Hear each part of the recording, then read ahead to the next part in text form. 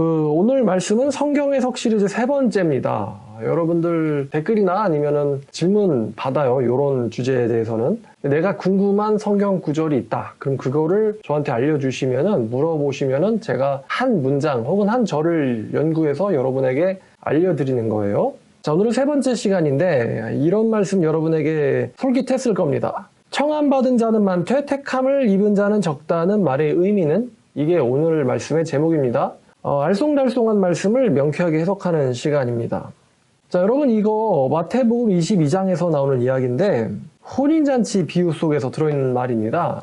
여러분이 혼인잔치 이야기는 성경을 읽어보신 분이라면 잘 알 거라고 생각합니다. 임금이 혼인잔치를 베푸는데 거기서 많은 사람들이 청함을 받지만 오질 않죠. 그래서 이제 닥치는 대로 사람들을 데려와가지고 혼인잔치에 채우는데 한 명이 예복을 입지 않고 있어요. 한 사람이 예복을 입지 않고 있어서 임금이 그 자를 내쫓습니다. 그러면서 나오는 말씀이 바로 이 14절 마태복음 22장입니다. 22장 14절에 청함을 받은 자는 많되 택함을 입은 자는 적으니라 라는 이 말씀으로서 이 비유를 예수께서 이제 마무리하십니다. 근데 청함을 받은 자는 많되 택함을 입은 자는 적으니라, 이게 뭔가 안 맞는 것 같아요. 왜냐면 쫓겨난 사람은 한 명이거든요.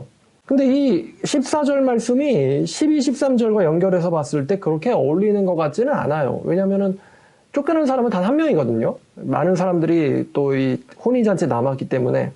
근데 이 14절 말씀은요, 이거를 알려면 이 22장의 전체 비유를 알아야 돼요. 이 비유의 문맥 속에서 이 14절 말씀을 우리가 해석을 해야 되는데, 자, 먼저 원어를 한번 보았는데요. 22장 14절에 청함에 해당하는 단어가 헬라어로는 클레토스라고 하는 단어입니다. 이 클레토스라는 단어는 부르다, 준비하다, 하나님의 구원이나 사역을 위하여 소환되다, 이런 의미가 있습니다.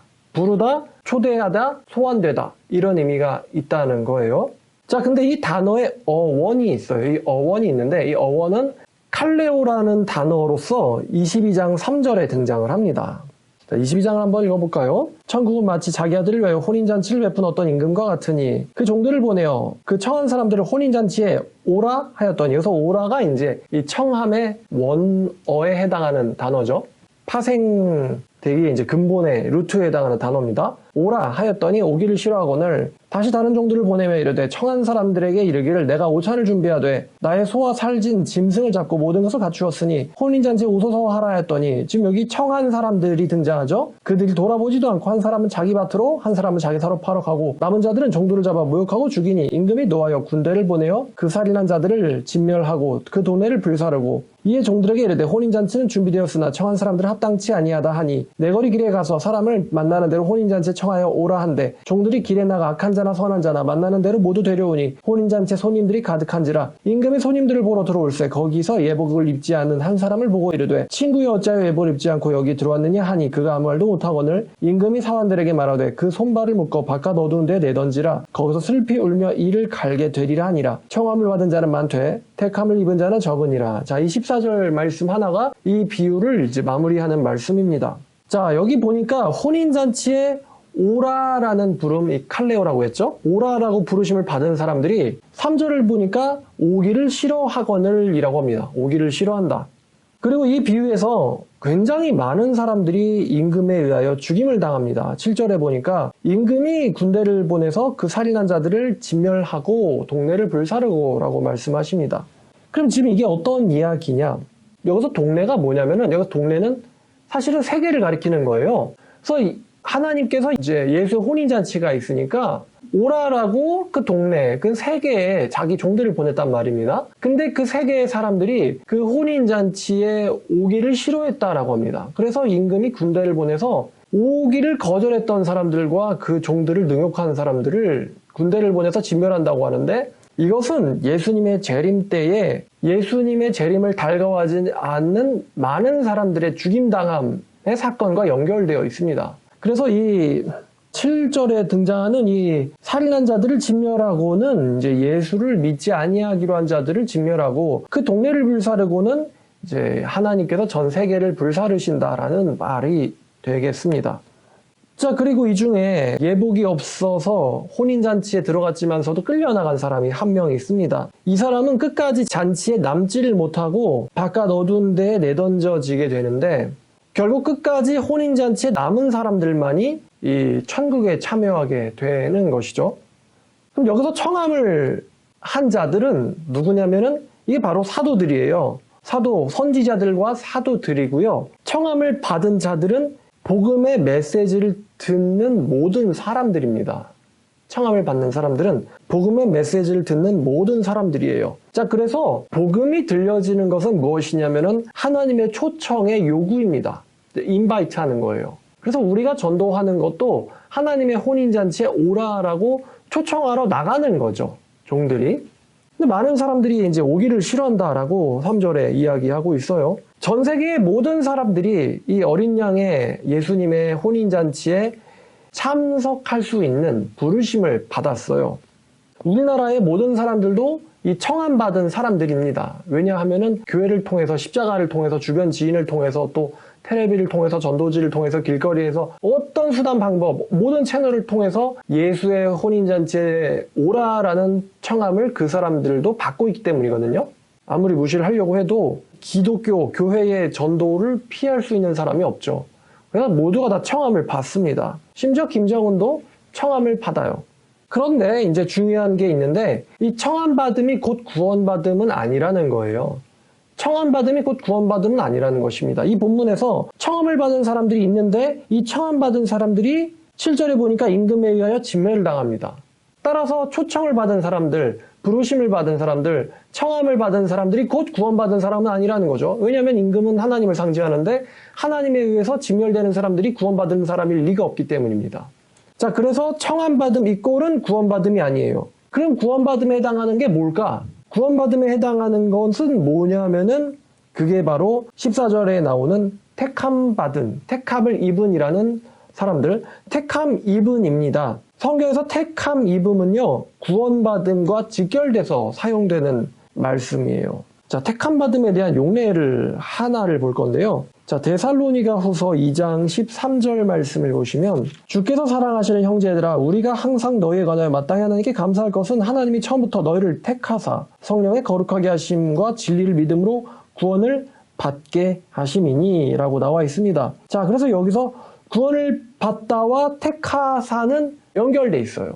연결돼 있습니다. 또 택하심에 대한 몇 가지 용례들이 있는데 굉장히 많아요. 그래서 제가 일부를 추렸습니다. 마태복음 24장에 등장하는데요. 자, 마태복음 24장 22절, 24절, 또한 31절에 등장을 하는데, 자, 22절을 보니까 그날들을 감하지 아니하면 모든 육체가 구원을 얻지 못할 것이나 그러나 택하신 자들을 위하여 그날들을 감하시리라. 여기서 택하신 자들은 하나님이 선택한 자들이죠. 하나님께서 자기가 선택한 자들을 위해서 그날을 감하실 것이다 라고 말씀하셨어요. 또한 24절을 보니까 거짓 그리스도들과 거짓 선지자들이 일어나 큰 표적과 기사를 보여 할 수만 있으면 택하신 자들도 미혹하리라 라는 말씀이 있는데, 여기서 택하신 자들은 미혹을 당하지 않는다는 말이죠. 이거는 할 수만 있다면은 이거는 불가능을 가정한 거거든요. 자, 할 수만 있다면, 그러나 할 수 없을 것이다 라는 말이에요. 자, 31절. 자, 중요한데, 그가 큰 나팔 소리와 함께 천사들을 보내리니 그들이 그의 택하신 자들을 하늘 이 끝에서 저 끝까지 사방에서 모으리라. 여기서 택하신 자들이라는 사람들이 등장을 하죠.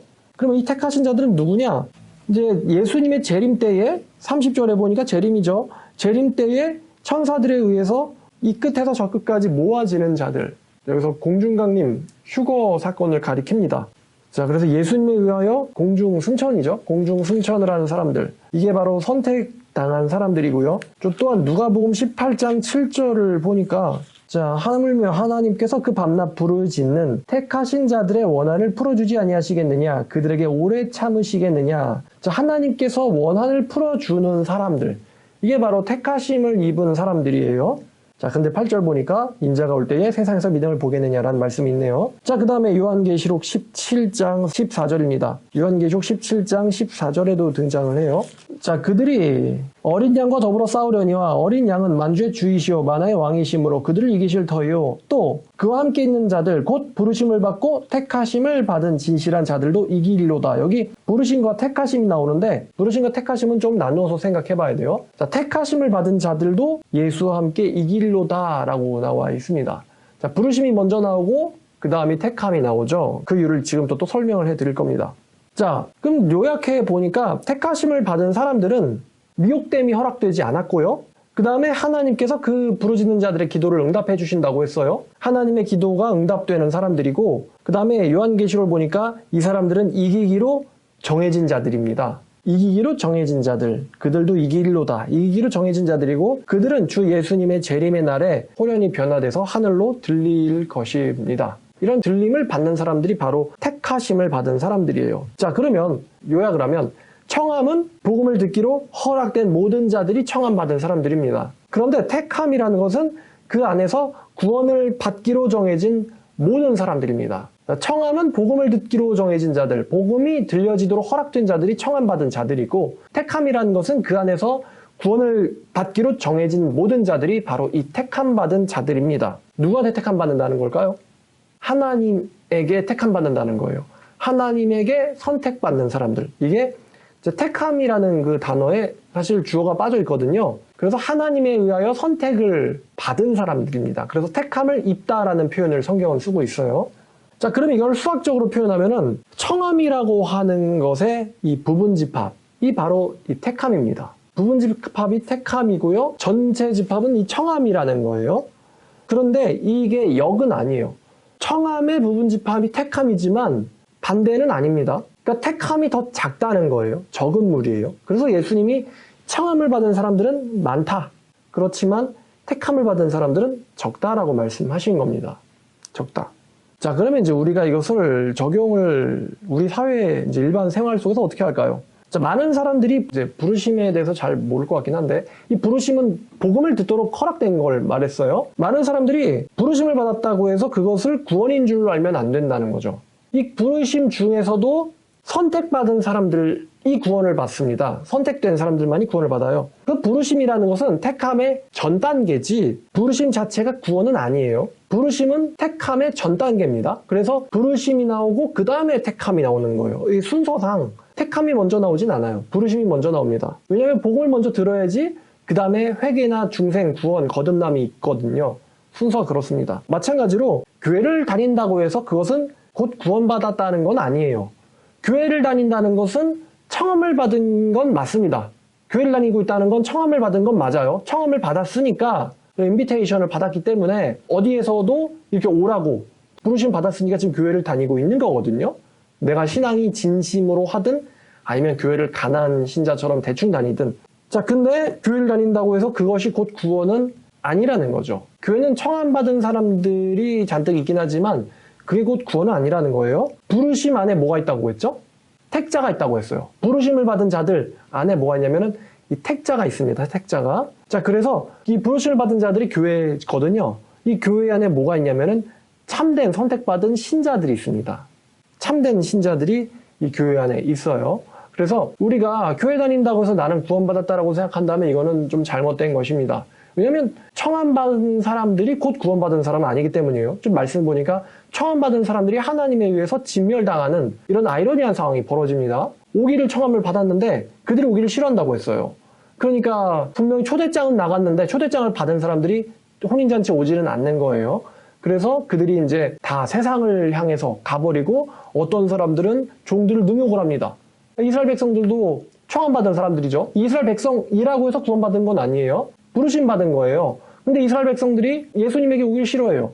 그리고 어떤 사람들은 오히려 선지자들을 박해하고 죽입니다. 그러니까 하나님께서 느부갓네살이나 아시리아라는 나라, 제국이나 로마나 아니면은 뭐 재림하실 때나 하나님께서 그 선민이라고 하는 사람들을 심판을 하셨고 또 이제 완벽히 복음에 충성하지 않는 사람들도 심판을 받게 될 것입니다. 그러니까 서민들도 심판을 받았단 말이에요. 그래서 그 중에서 이제 뭐 세례 요한의 아버지라든가 아니면은 예수님을 기다리던 소수의 사람들이 있었죠. 소수의 사람들이 있었습니다. 그런 사람들이 바로 이 부르심 안에 있는 택함 받은 사람들이었어요. 이스라엘 백성들 중에서. 자, 그래서 마찬가지로 교회가 전부 택함 받은 사람들은 아니고 교회 안에 있는 소수의 사람들이 정말로 택함을 받은 사람들입니다. 이제 여기에 대해서는 제가 또 이 교회에 대해서 자세히 설명을 드릴 때 좀 더 여러분에게 자세하게 공유를 했으면 좋겠어요.